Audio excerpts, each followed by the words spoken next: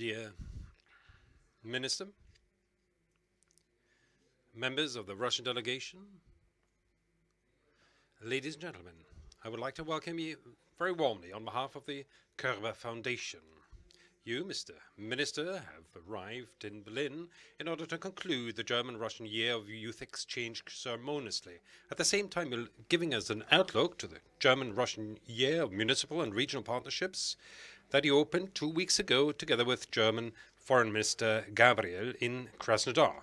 I'm very happy indeed that we can be part of this visit to Berlin, and I'm always very happy, despite all the difficulties that there are between our countries and between the EU and Russia at the moment, the important exchange between young people and between people in cities and municipalities is still thriving. In times like this, to talk about the relations between our countries means to go in a rough and difficult terrain. There's no terra incognita, but very exactly surveyed terrain with clear conflict lines and front lines that were deemed to overcome. It's become difficult in such an environment to keep the focus on partnership and relationship in a free and unified and peaceful Europe. More and more, one has the impression as if the compass that is being used in Moscow is pointing in a totally different direction than the compass being used in the capitals of the European Union. Sometimes you can get the impression that we've come to terms with the fact that we're going separate ways. And maybe a lot has been won when one manages to avoid a further escalation and new Cold War. Conflicts are not a scarce commodity in our relations at the moment. The war in the Ukraine, the annexation of Crimea, war in Syria, disputes about the subject of cybersecurity, and the accusation of the interference in inner affairs of the other side. A lot of trust has been lost in the past years, and the hope of being able to erect a common European home is somehow, unfortunately, been dashed between Donetsk and Sevastopol. However, together we need to maintain our talks, and this is our concern that we embrace at the Körber Foundation, to talk with one another, not about one another. This is how the founder, Kurt Körber, said in 1970 when he went to Leningrad with a Bergedorf round table to organize talks between East and West then. Those were difficult meetings then at the height of the Cold War, and a participant once told me that at the beginning, more or less, they only read out articles from Pravda. Still, it was regarded as very important by all sides to talk with one another. And this is what we feel bound by even today. We advocate an open, critical, and constructive dialogue on equal terms with different partners, the state as well as the civil society.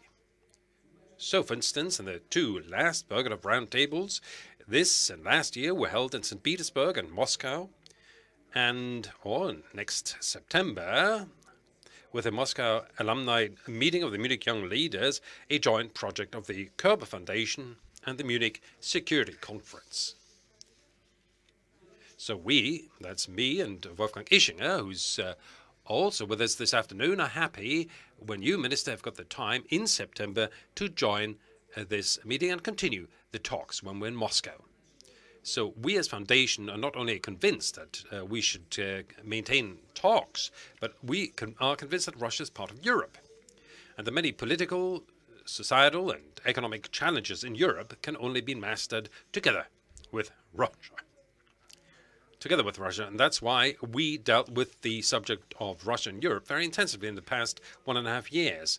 And that you, Minister, regard Russian identity as a core European, that's what you said 9 years ago in 2008 at the Bergedorf Roundtable in Moscow. And you made it clear when you said if you went to Vladivostok or any Siberian city today, you would meet European cities with European people. Today, 9 years later, not everyone shares this opinion. We've got a survey that we held, and we asked Russians and Germans and asked them whether Russia is part of Europe. Half of the Russian interviewees and half of the German interviewees answered with no. So Russia is not part of Europe.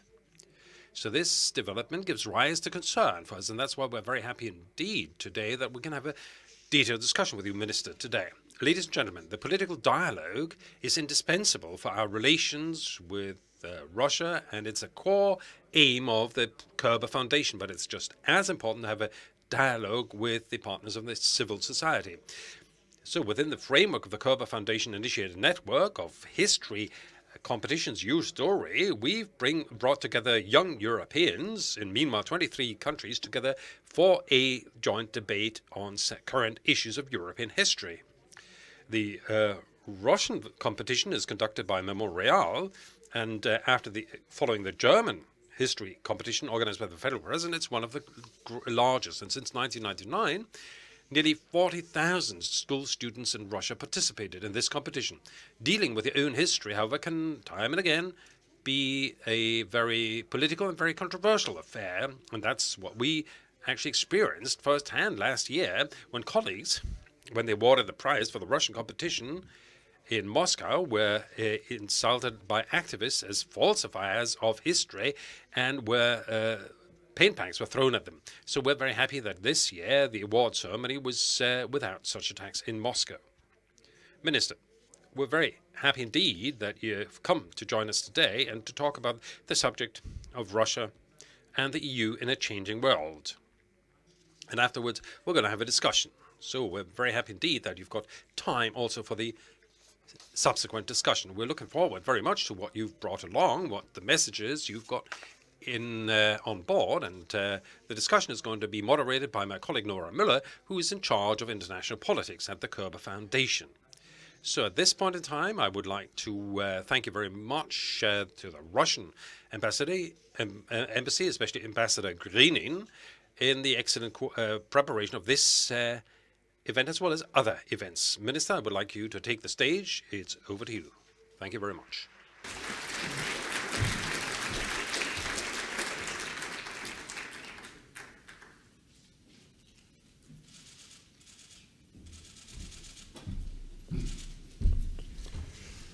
Еще раз добрый день. Once again, good afternoon.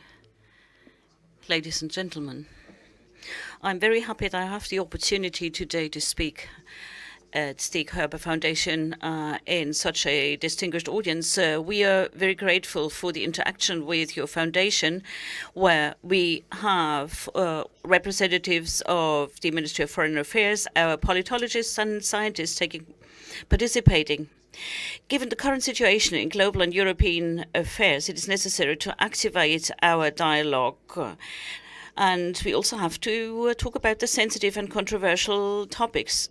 Unfortunately, we still hear on a political and expert level assertions that Moscow were to be blamed about for the tensions in Europe and in the world. Let me remind you that ever since the Berlin Wall came down, we have put out cards on the table. We have talked about a partnership, an equal partnership. We were always interested in finding a compromise and balanced interests. There's no need to tell you that our country, and I can say that without exaggeration, a decisive role in Germany's unification, although some of the other allies were against it. Right at the beginning of the 90s, we withdrew our armed forces from Central and Eastern Europe and from the Baltic states.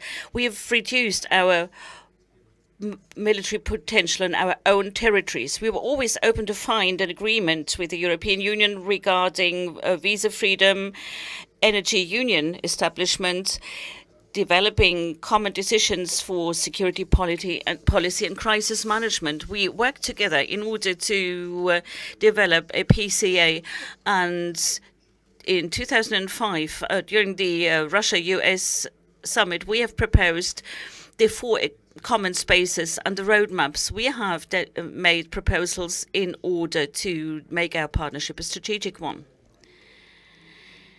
When the Cold War came to an end, Russia had hoped that this would be our common victory, the victory of the former socialist countries and of the West.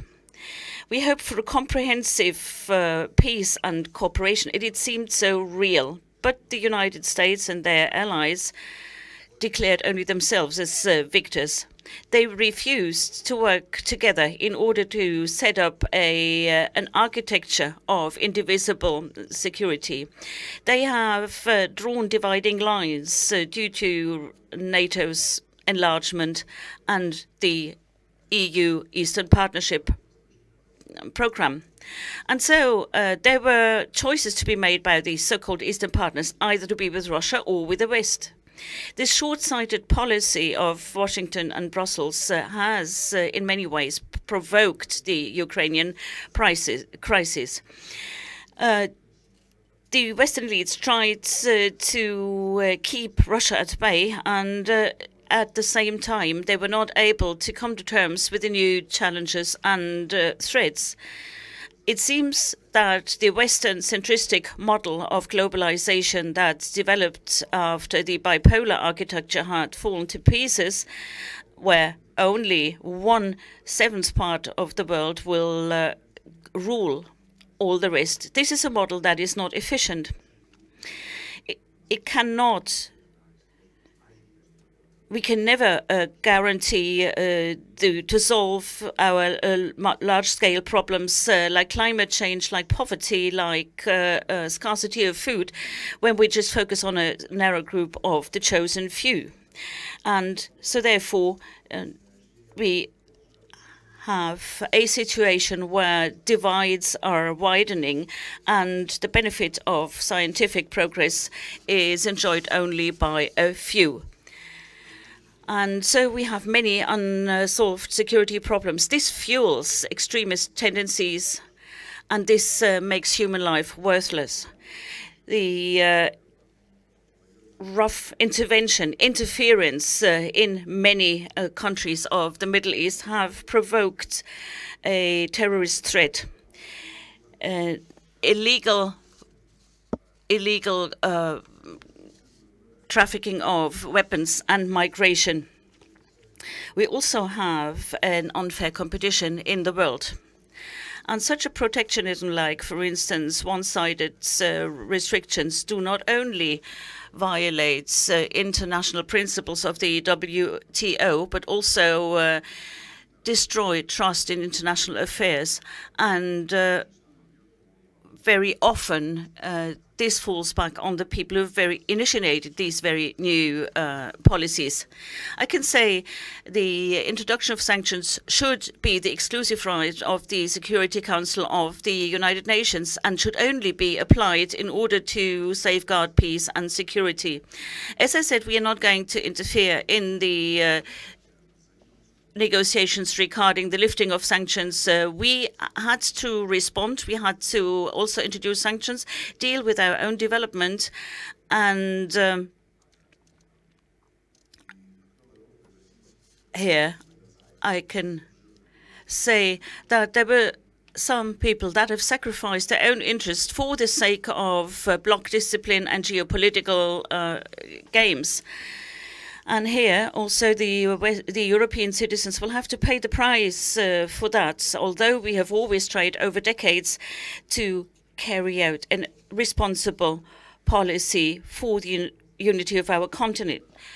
It is not our character to be offended for a long time. If the EU wants to return to normal relations with Russia, we will not say no. We are going to follow the same speed that our partner has.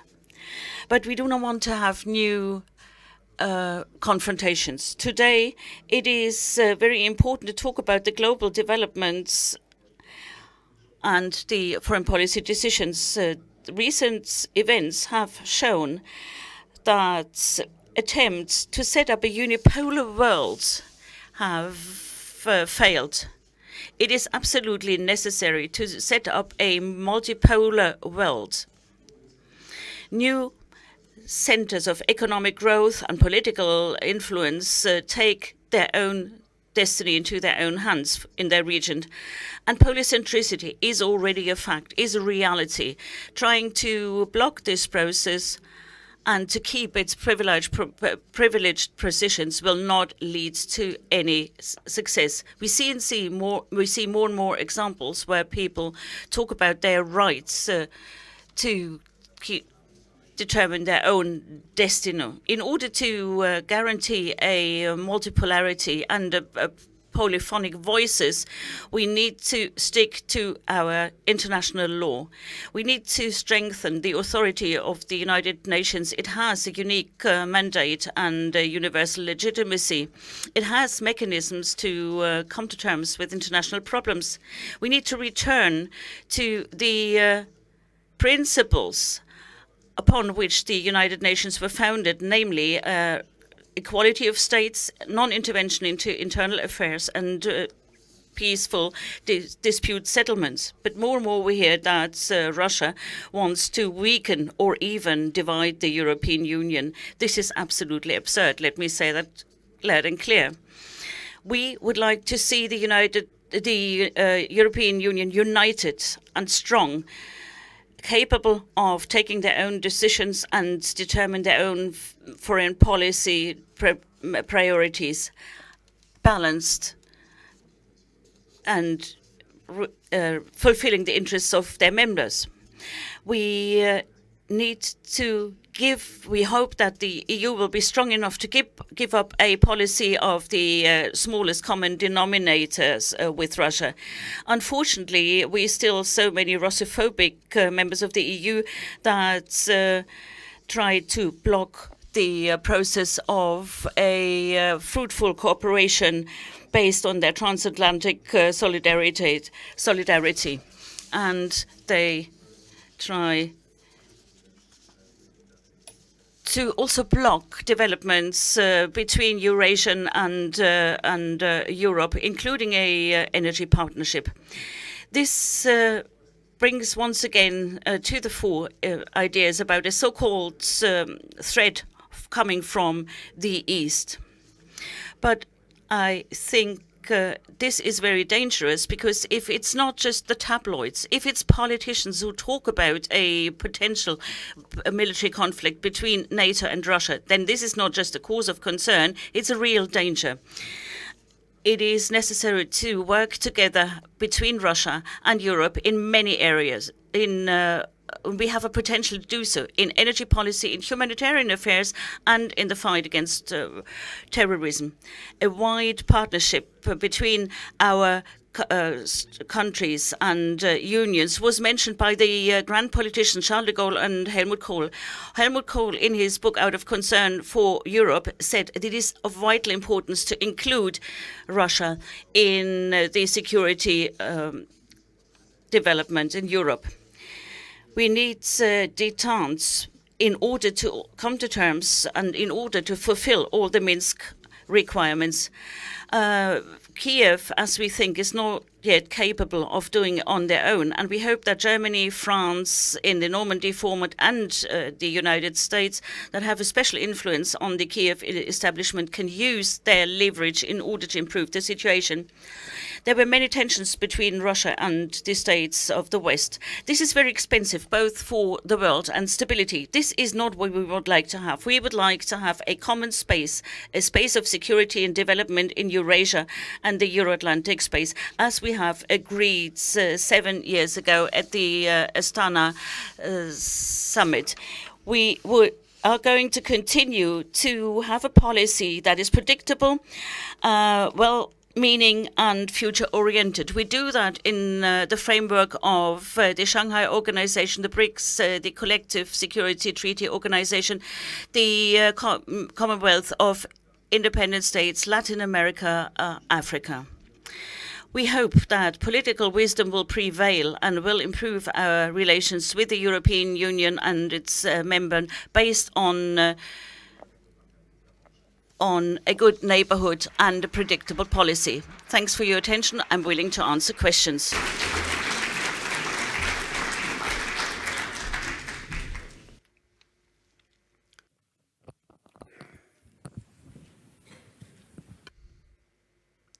So, Minister, just a moment.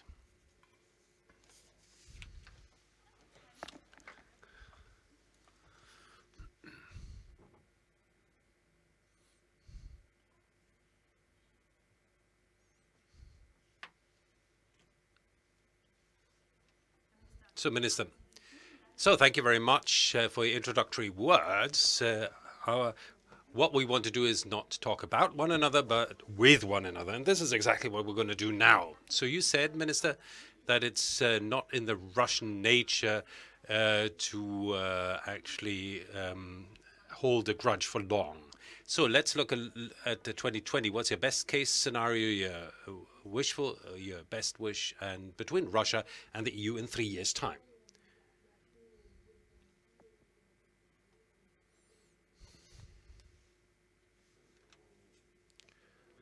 So, I believe that I've already said something about that, what the prospects are in our view with regard to cooperation between our two nations, also with regard to 3 years. So it's about the principles that have already been discussed.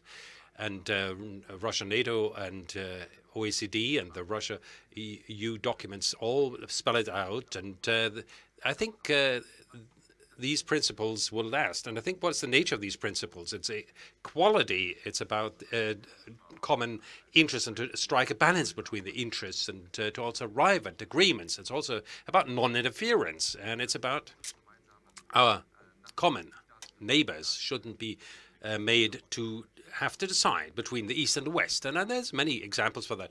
I cannot offer anything revolutionary, but I believe that these are principles that have we've arrived with after suffering. So mankind has had to suffer many wars, and mankind tries, not always successfully, to learn from history. So that brought suffering to millions of people. But I want to repeat what I said. These principles are well known, and these principles are laid down in the UN Charter and other international documents. So the principles. So is this the case that we still have a common understanding of the principles? So the argument from the Russian side is, and you said that again, that security in Europe should be indivisible, and that's why we need an inclusive security architecture in Europe.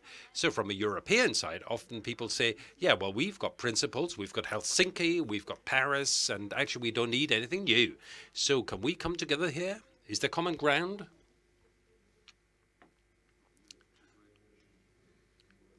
Well, honestly, I don't understand. I don't quite understand what I'm supposed to say. So I'm not talking about these principles that, well, the indivisible security was actually agreed on the OECD summit, and the state and leaders and government leaders actually took on the obligation, each and every one of them, to not to guarantee their safety and security at the cost of other security. And with regard to implementing these principles, by the way, there was an exciting situation with this principle, and when it was clear that the political declaration about the necessity of indivisible security doesn't work, and you will remember there was problems where the USA actually dropped out of the missile agreement, and we have evaluations that we brought forward, so how that actually violates the indivisible security. And in a certain period, and this is especially after NATO expansion didn't lead to the situation that some of our neighbors didn't actually become calmer, but rather the NATO expansion actually provoked them to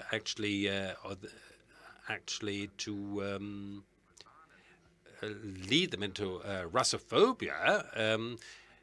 In 2009, we were looking for an honest discussion with NATO and with colleagues from OECD, and we suggested that we should take a further step in order to implement and codify the principle of indivisible security. We prepared a draft agreement, and this was actually introduced to the NATO, Russia, and OECD members, and we just got a simple sentence as an answer. Forget it, was the answer. And a legal obligation outside NATO to guarantee security is not given. So legal security guarantees with regard to the Western alliance can only be guaranteed by the West when it's about the countries who want to join NATO. So I believe that is an obvious position that says a lot. That the West is not going to ever want to hold negotiation about an indivisible security. They had a nice slogan, they had a declaration, they had an and when they were supposed to turn that into a legal obligation, they said no. Those who will become a member of NATO will just come under our security umbrella. So how are you supposed to respond in this situation? So maybe one would need to take well, you have to measure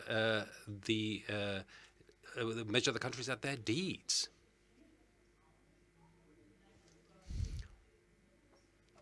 So, do you think there's lost trust between Russia and EU over the last year? So let me just make one point, and this is a big issue for many people in Berlin at the moment. So many people are thinking about the fact that in their election campaign with regard to the national elections, whether this could be that Russia will try to interfere with the election process. So President Putin was here for the G20 summit, and he said on the fringes of the summit, so that if we didn't interfere in the United States, we're not going to interfere in Germany either. But at other point, he said, so he wouldn't quite rule out the so-called patriotic hackers might interfere, possibly, also with the DNC in the United States. So my question to you is, could that be the case that such patriotic hacker would become active in Germany?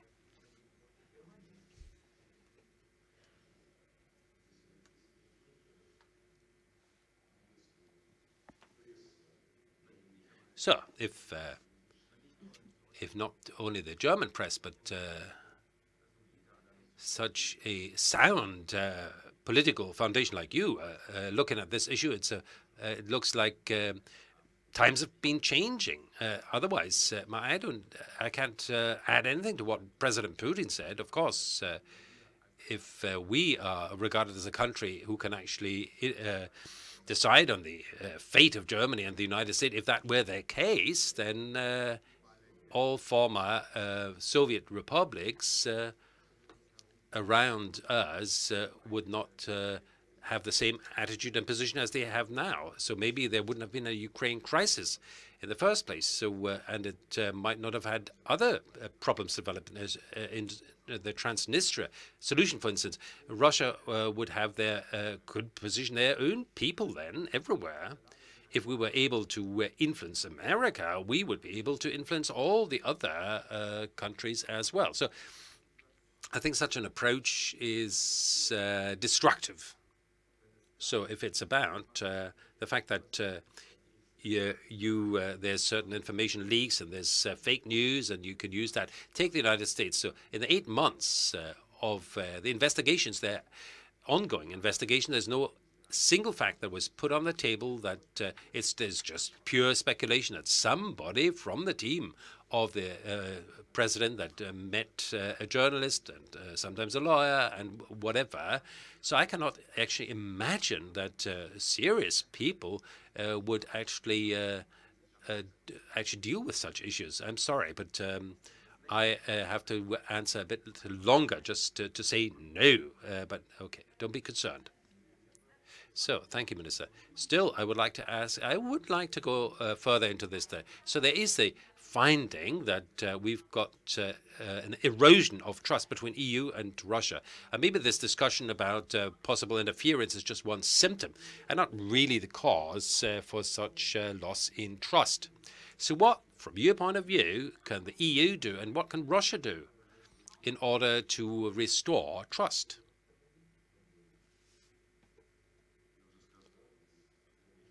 Well, I said that already. It's not the ball is not in our court.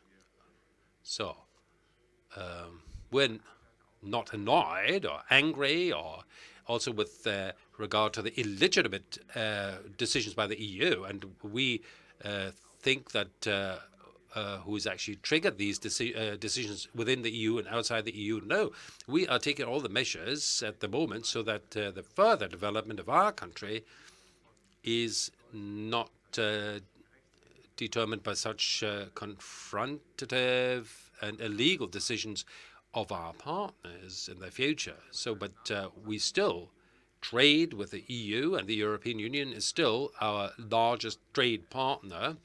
And there's many investments that the EU countries are undertaking in Russia. There's no Western European company or European company that has actually withdrawn from the Russian market. I regularly meet entrepreneurs who are not very satisfied with what is happening. So please remember that when in the Ukraine there was this coup, for instance, we can talk about that too if you want. So I've got the impression that the public opinion doesn't really have all the facts of the story of this coup. And so when there was this coup, then Russia undertook legitimate measures to protect the people who refused to actually bow to the people who conducted the coup, and so that they see the future of themselves and their kids with the language and culture of Russia. So sanctions were taken. So now I'm not going to be able to name any names, but the German economy called that economy shouldn't be sacrificed for politics, and the leadership of the Federal Republic of Germany made it quite clear. But that is the case that where Russia needs to be taught a lesson, and where policy took priority over the economy. And I believe that this is not the way that will lead us to the desired situation, so the continuous development of our cooperation. Minister, and now that you mentioned Ukraine, I did wanted to ask you about the Ukraine. So maybe let's start with just basic points. So how would you describe the strategic interests of Russia in Ukraine? So what are the three main interests of Russia in Ukraine, would you say?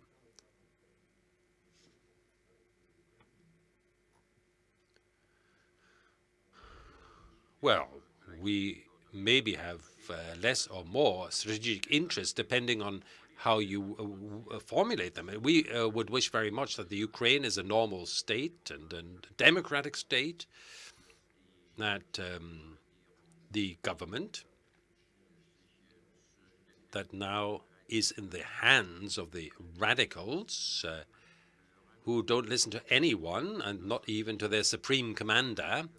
So there is a monopoly of power in this state, because the voluntary battalions, which are made up of ultra radicals, which are blocking the Donbass, and President Poroshenko said that he would lift that block, and that didn't blockade, and that didn't work. So he just legalized that with his decree. So we want to take the Ukraine as a stable country, and we want to see it as a country where all minorities, all languages, all religions, all ethnic minorities will live in freedom and will enjoy all rights that international agreements actually contain for them. And we want to see and regard the Ukraine as a country where there's no artificial Russophobic policy being conducted, and so they want to forget about history. They want to rewrite history there, and those who actually saved Europe from fascism, they want to put them on one level with those who served the Nazis. So you could have a long discussion about that, and a broad discussion, but we want to have good neighborly relationships. Relationship with the Ukraine, and we want to have our colleagues in the West who've also got a lot of programs, and also the Eastern Partnership, and that these colleagues, that the countries in the West, they shouldn't put people in front of a decision. Either you go with Russia or with us. I mean, this has been done for a long time. 2004, the first Maidan. So in Belgium, Karl de Gucht was foreign minister, and he said publicly when Maidan was starting to boil, that Ukraine had to decide with whom they would go into the future, with Russia or with the EU. And now the current crisis, when it started in 2013, you will remember President Putin said that quite often, that the European Union has done without the integration of Ukraine. Their efforts of integration towards EU and Russia was actually negated, and so everything with regard to EU will remain in place, and we don't care about your relationship with Russia. No, but it was about obligations of Ukraine towards Russia, because when Ukraine actually signed the agreement of association, there was contradiction with regard to the free trade zone with the CIS, and we said, let's come together and let's have a look. That the Ukraine is not maneuvered into a situation where they've got different and contradictory obligations. And then they told us that we won't interfere with your relationship with China, so let us alone with Ukraine. And our colleagues and friends from Germany, from France, from Poland, don't look at the agreement between Yanukovych and the opposition, which they countersigned themselves and which they guaranteed. Next morning, they just rode roughshod over that. So they'd have to see that it will work. Nobody wanted to talk with the opposition about the fact that they were treacherous towards Europe, because Europe had this agreement and guaranteed this agreement. And they told us, you know, Yanukovych is from Kiev and he left Kiev, so we will just wash our hands of that. So those who knew this agreement, it was not about Yanukovych. Yanukovych had taken on the obligation, so neither to use the army nor security forces for other aims than the protection of the government buildings. So the first section was interesting. So we take on the obligation, the president and the opposition, to be a government of national unity. And then Yasunik came and congratulated us, and we congratulate you. We've got a government of victors, and that's a difference between a government of victors and a national unity or not. So that Europe and also the United States, who also supported this, simply swallowed this frog. And so I will come to an end in a minute. So there's another interesting fact which I would like to mention with regard to the double standards. So when the coup d'etat was conducted in Ukraine, there was also a coup d'etat in Yemen, and the President Hadi then took refuge in Saudi Arabia, where he still is. In contrast to Ukraine, and regardless of the fact that both presidents left their capitals, with regard to the former Yemeni president, the international community is demanding that he should go back into his country and still act as a president. So why is the difference? Why is Yemen better than Ukraine, or Ukraine is worse than Yemen? So that's just as an aside, just food for thought. Because we didn't interfere in the elections in Yemen, believe me. That's good to know. You talked a lot about the genesis of the conflict in the Ukraine, and both sides have their own position as regards this genesis. But let's look into the future. Maybe there are examples in our common neighborhood where we see, or where we can create, a positive precedence. Maybe countries that see themselves as part of the Russian world, but still it's possible for those countries to get closer to the EU without ending up in a confrontation that could tear a country apart. My brief question is, do you think that in the case of Belarus, we can develop some kind of Ukraine gone right scenario? Well, I don't see a willingness of the EU at the moment to give up this policy of a choice between either or. Belarus is our ally. We have treaties in place that guarantee equal rights to the citizens of Russia and Belarus. In many years, we have declared this to our partners in the West, to NATO, to the EU, that tried to isolate Belarus. We have always said we would like Belarus to be part and parcel of the Council of Europe and the most important European structures.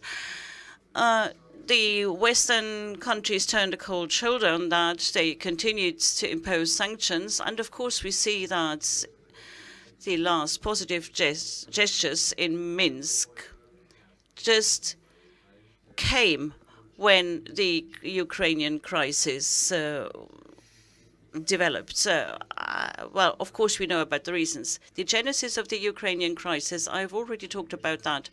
The reason is the violation of international law. When the coup d'etat took place, when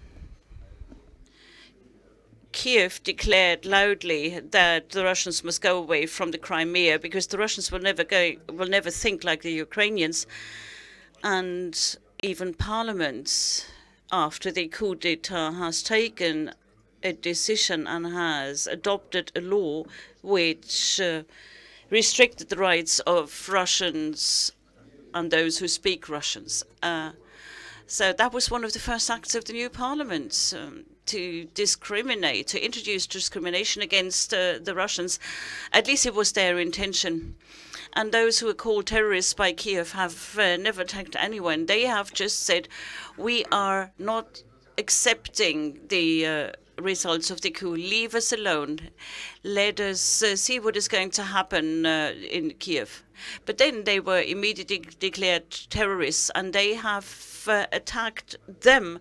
They have said, let us live under the constitution that was adopted by the parliament, and the Crimea has taken its own decision because they had their parliament, which was first elected and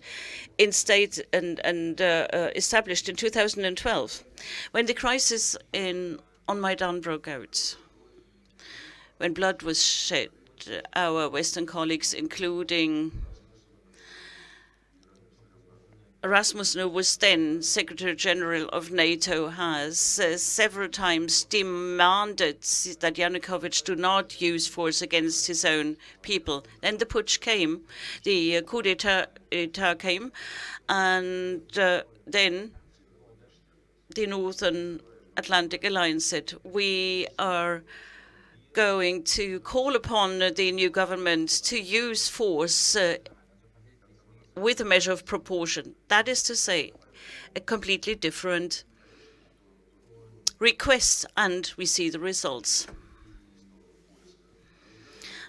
In order to resolve this crisis, we started working in the Normandy in June 2014. Of course, we were happy to have this Normandy format, and we, especially since Germany and France have initiated this Normandy format, we have seen that there was an attempt to restore justice regarding the Ukraine. And here I would like to repeat an agreement that was signed for conflict settlements, guaranteed by Russia and guaranteed by France and Germany, is a way to go forward. And we need to try and find compromises.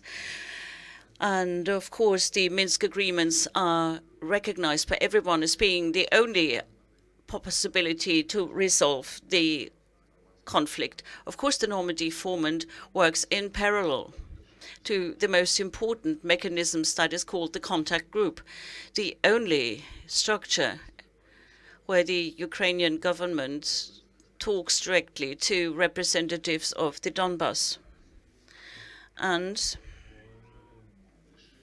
in front of their eyes, they have a solution, namely the Minsk agreement that needs to be implemented. We are very happy that Chancellor Merkel is constantly emphasizing that she insists on the implementation of the commitments, and French President Macron has immediately said after his election that he also intends to step up efforts, and we welcome this, and we are going to participate wherever we can. Minister, I am sure we are going to get a few questions from our audience regarding the Ukraine, but before we open the floor, I do have a question regarding confidence and trust. We talked about NATO already. We talked about the difficult relationship between Russia and NATO. Both sides accuse each other of provocation, and they say Europe is being remilitarized at the moment. My question is, I mean, in Russia, in September, mid of September this year, a big maneuver will take place together with Belarus. If we are talking about restoration of confidence, would it be an idea not to have any military exercises, cancelling these big military exercises, maybe altogether? How about NATO? Are they going to have military exercises as well? When we talk about the scale of such a maneuver, in order to develop confidence-building mechanisms, in order to decrease our mutual suspicions, we need to work together. In 2008, we had the Olympic Games in China. There was the South Ossetian conflict, and we were peace builders according to the mandate of the OSCE. And we have said we need an immediate meeting of the NATO-Russia Council. Condoleezza Rice said, no, we're not going to talk to you anymore. We're going to close down this format. Then everyone recognized this was a mistake. Then we have decided that the NATO-Russia Council must work independent of what the weather is like. And it is a very useful format, especially when times are hard. After Maidan, again, the same mistake was made. The West froze all the contacts and the cooperation in the Russia-NATO Council format. We had so well-developed programs regarding common programs for combating terrorism. Russia, France, Germany was developing standards in order to be able to recognize any explosives coming to public spaces. All of that was stopped. Our cooperation regarding Afghanistan was stopped. Now again, people try to sort of reactivate the NATO-Russia Council. There's a meeting today, if I'm not mistaken. But I mean, we know what how the NATO is preparing for that. It is not based on a true desire to re-establish our relationship. It is, again, the Russophobic minority within NATO that says, no, we don't have to revitalize this format. We have to just talk about the Crimea. We have to declare it an annexation. If the NATO-Russia Council is just will just be used as a format for accusing Russia, then this will be to no avail, and will just fuel anti-Russian tendencies. Of course, we do not want to create more tensions in Europe. Of course, we do understand that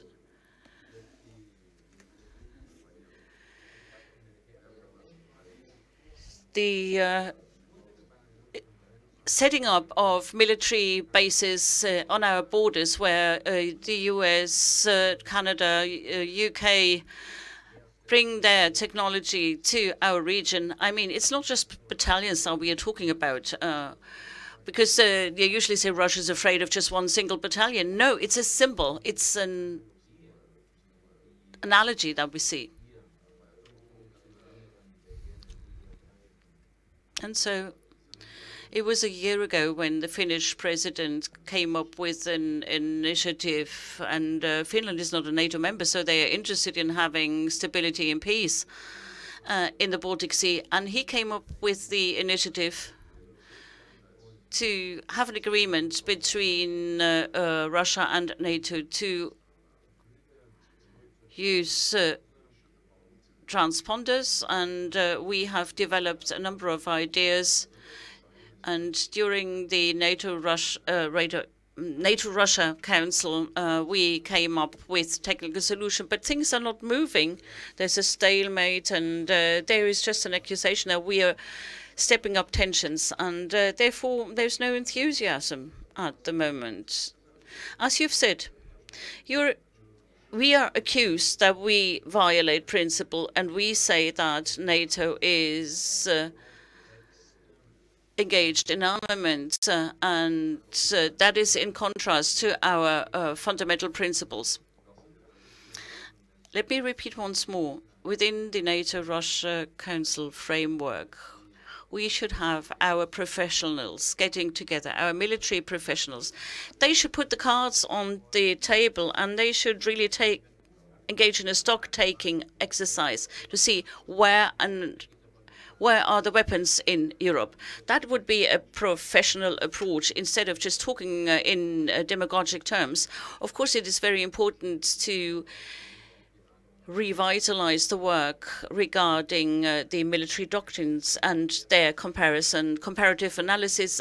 We are willing and ready to do that. We are willing and ready to be a partner in such an exercise, but we cannot sort of persuade people to come back to the negotiating table. Everyone will take a decision on his or her own. Minister, one very last question before we hand over to our audience. I read about you that in your spare time you like to write poems. If you were to write a poem regarding the relations between the EU and Russia, maybe not a proper topic for a poem, but if you were to write a poem on this relationship, what would be the title of this poem? Well, I'd rather give no answer to that, because maybe I'd be using words that would not be appropriate for a poem. We'll talk about that later, Minister.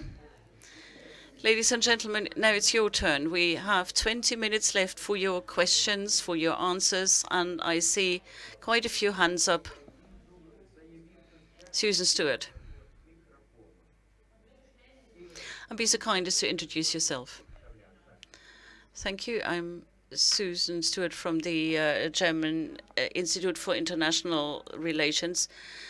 Russophobic is a term you used several times in your speech. I would like to ask you, where do you see the roots, the origin of this phenomena that you call Russophobia?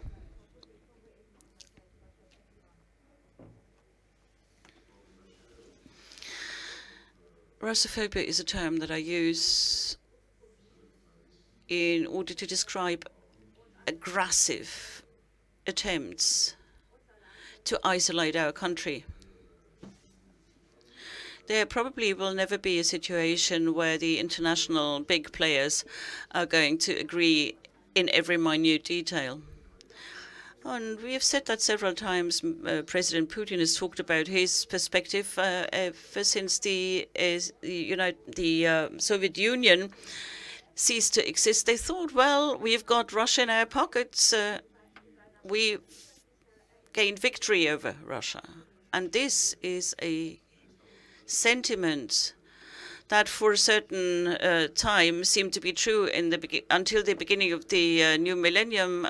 Russia developed its own policy, and then they saw Russia as a competitor. And then our economy developed. We were able to modernize everything, including our army. And there was this feeling of a major competition between Russia. And because of that, there was an attempt at trying to isolate us, trying to keep us always in a state of tension and suspense. And we understand this. And I'm saying this without any major emotions. But I think there should also be some rules of the game. There should also be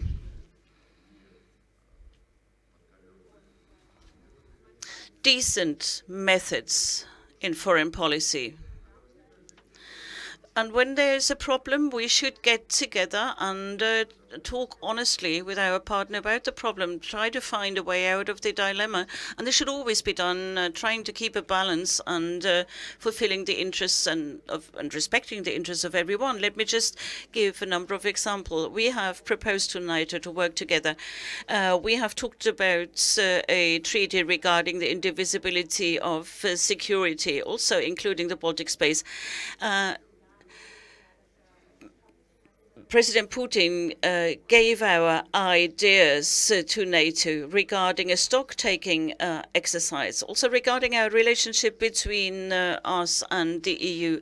The Eurasian Economic Commission has given the EU Commission proposals regarding the establishment of contacts between the two organizations. There's never coming an answer unless we have normal processes where we are going to listen to each other mutually. We cannot develop a right policy. As far as Russophobia is concerned, I mean, suffice it to read the papers. Even in Germany, you see there's no conflict where Russia doesn't get the blame, be it Syria, be it anywhere else. This is, of course, very sad. And I think we have to come to terms with our conflicts in similar ways to the Normandy Forward. We need to find a similar solution for Syria as well. And we need to do it without giving everyone the idea that we are better than everybody else and better than our partners.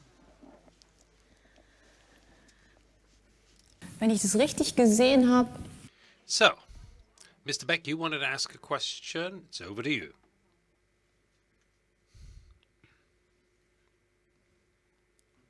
Hello, Volker Beck, member of the German Parliament, and maybe on the so if it's about the position to Russia, so I actually fought for the remuneration of the forced laborers for years, and now I said that we should rehabilitate the Soviet prisoners of war, and because it's an important sign for the friendship of Germany with the peoples of the former Soviet Union, and both the Russian, the Ukrainian, and Belarusian soldiers who suffered from Germany. So on this background, I would like to ask you, you said before that you've got joint principles between NATO and Russia for the security in Europe. That's what you would wish for. And I wanted to know exactly what these principles would be and whether this is also the integrity of the respective borders, because Russia in the Ukraine with other guarantors have actually laid down and guaranteed the inviolability of state borders in Budapest, and I didn't see how Russia actually then implemented this in their and respected these borders within their policy over the past years towards Ukraine. That's the one question. And the other, I'm very concerned with the human rights in a subject of the Russian Federation, that's Chechnya. And so recently there's a message that 27 young men actually died or were killed in jails of Chechnya. And then we had reports about 100 homosexuals that were actually then abducted and in part handed over dead to their relatives. I wanted to know what the Russian Federation is doing to implement the human rights in their subject of Chechnya, to implement the respect for human rights. We're very concerned, and we have the impression that the declarations so far have not really have an impact on Chechnya. Thank you very much, Minister. Thank you very much. So, with regard to fascist Germany, so it was not only Russians, Ukrainians, Belarusians who fought against it, but representatives of the entire Soviet Union. They were also prisoners of war, and we honor this. What we have introduced with Germany, so it's looking after the war graves and also protection for those who liberated Germany, and also with the cooperation with Germany is held high there. And we've got an example here of a special nature. And I hope that the EU will not look away. It's about the demolition of land in Poland. And so Poland has been criticized several times over with regard to the results of the outcome of the Second World War. And the European Union has so far been passive with regard to Poland there. So with regard to veterans and with regard to the fact that we have to hold them in high esteem, then I hope that the representatives of the Foreign Office are not going to be mad at me. But some time ago in Germany, the decision was taken to make one-off payments for those who survived the blockade of Leningrad. But what is not understandable is that this program was implemented as a compensation for the Holocaust members. So the payments were made for those who were of Jewish origin. So it's about the survivors of the blockade. So I think it's unfair and it's unjust. And I talked with Frank-Walter Steinmeier and with Sigmar Gabriel about this, and they can understand that this situation is very unjust. So why is the legal obstacles put up in Germany? And why can Germany not show their gratitude to these people? And why cannot they cannot be held in high esteem there, just like the others who suffered in Leningrad at that point in time? So with regard to Ukraine, you mentioned the Memorandum of Budapest, and the Memorandum of Budapest lays down that Russia, USA, and the UK and France, they all joined this memorandum that they take on the obligation together to not to use nuclear weapons against Ukraine. Also, with regard to other Soviet republics that renounce nuclear weapons. And yes, the OSCE principles were reiterated here, and the Memorandum of Budapest spelled it out. And one of the principles is the integrity of borders in mutual consent. And there's also other principles, that's democracy, the priority of the rule of law, and you have to respect that as well. So I hope it's clear for all that after signing the Memorandum of Budapest, Russia didn't give them carte blanche for further coups within Ukraine and other states. So, you know, in the African Union and in Latin America,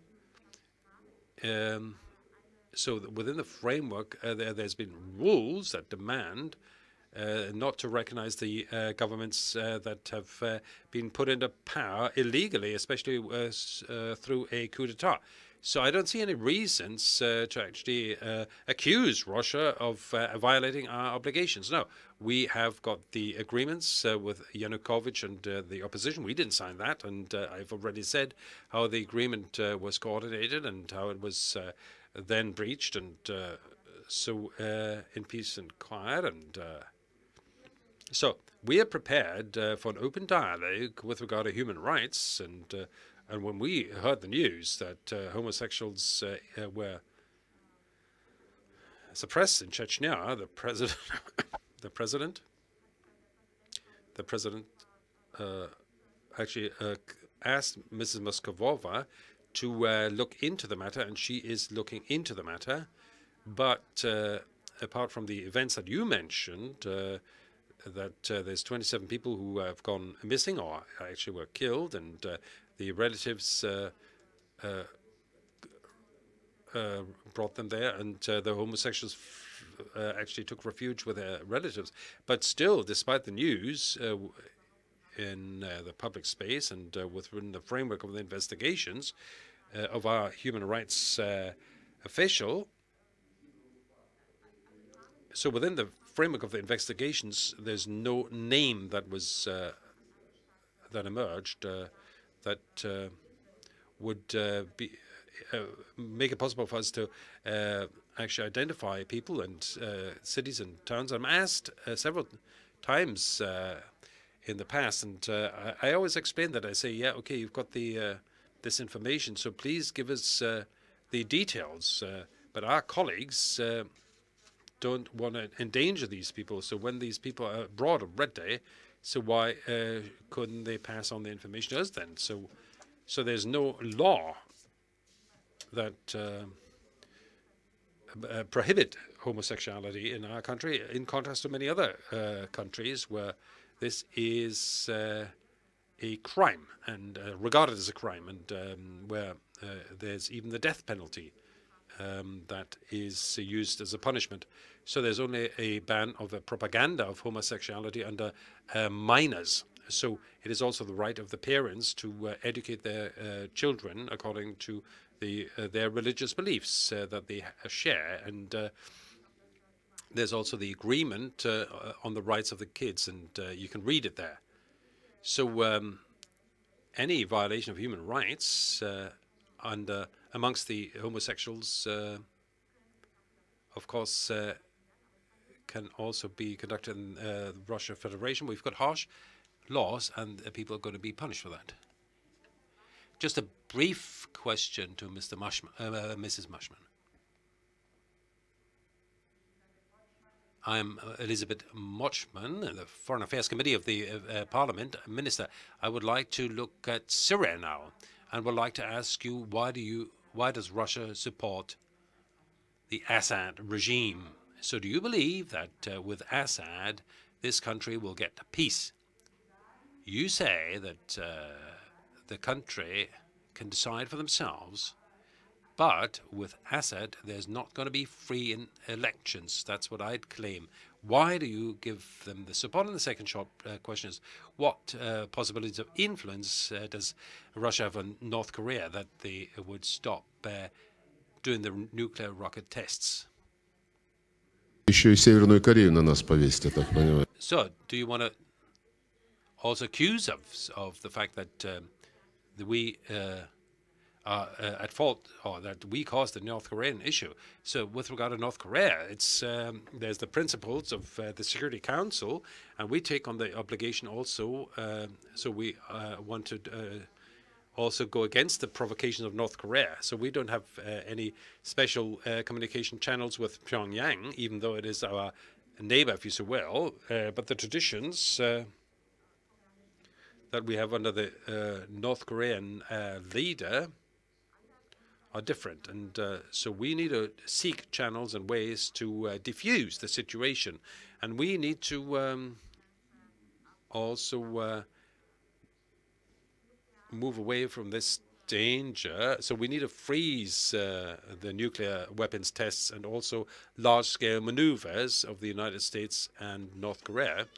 That would be very important for us, and this could bring us around the negotiating table, and then the other possibility is awful, and there's no coincidence that the defense minister of the United States said that the application of the use of violence would lead to a catastrophe with the Korean peninsula. With regard to Assad, we don't support Assad.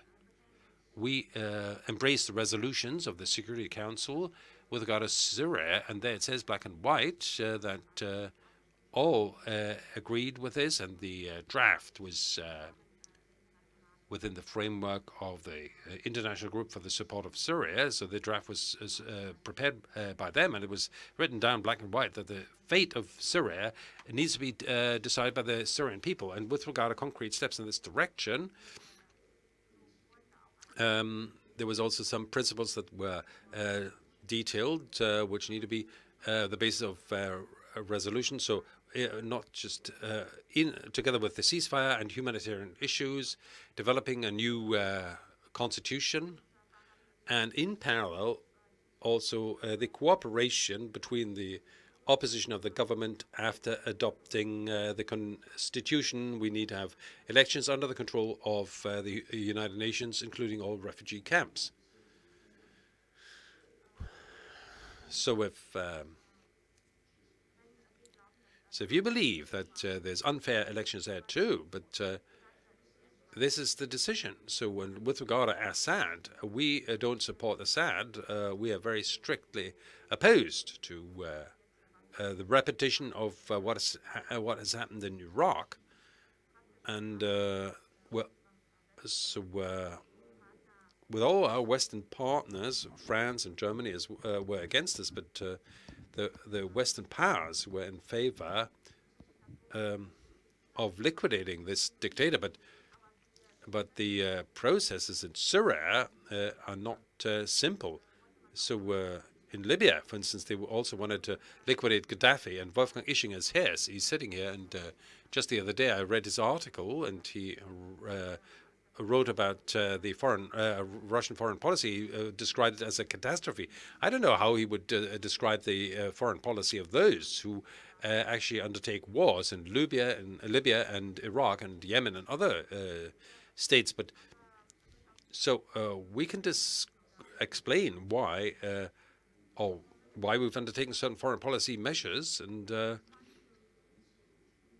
so we couldn't permit the Ukraine, for instance, that want to preserve the culture and language remain in the power of radicals.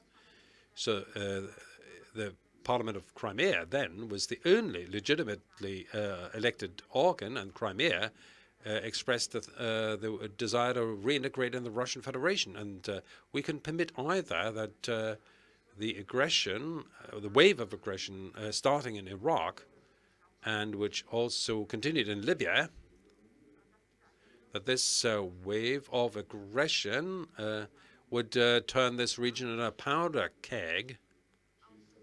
So from this region, we've got a lot of refugees who go to Black Africa, and there's also weapons and drug smugglers, and so there was also in film, and one of the protagonists said in the film that we are prepared to explain what we are fighting for in foreign policy. If somebody can explain to me where the noble goals are of those who intervened in Iran and Libya, I would look forward to that explanation, but I don't see those goals. So we're at the end of an exciting discussion. I'd say we didn't have we didn't have enough time, so I hope that we can continue this discussion soon. So thank you very much that you came to us, that you were prepared to also answer the questions and comments, and we would like to wish you a successful, good stay in Berlin. And for you, ladies and gentlemen, thank you very much for the active participation and listening, and we would be happy if you stayed a little bit with us, maybe a cup of coffee or a glass of wine. So thank you very much, and see you soon at the Körber Foundation. So thank you very much.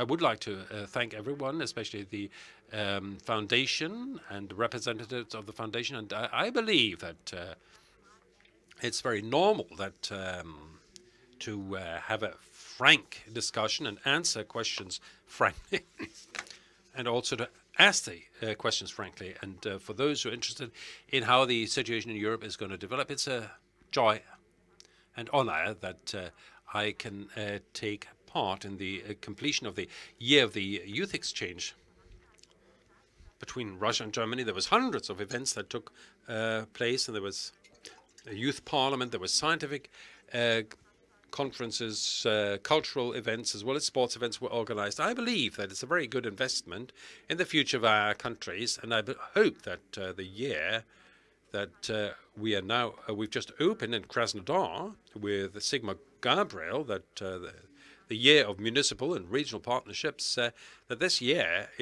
will also be rich in culture, in cultural events for the young people. And what's the main point is that we will not undermine the historical coming together which we achieved after the end of the Second World War. Thank you very much for your attention.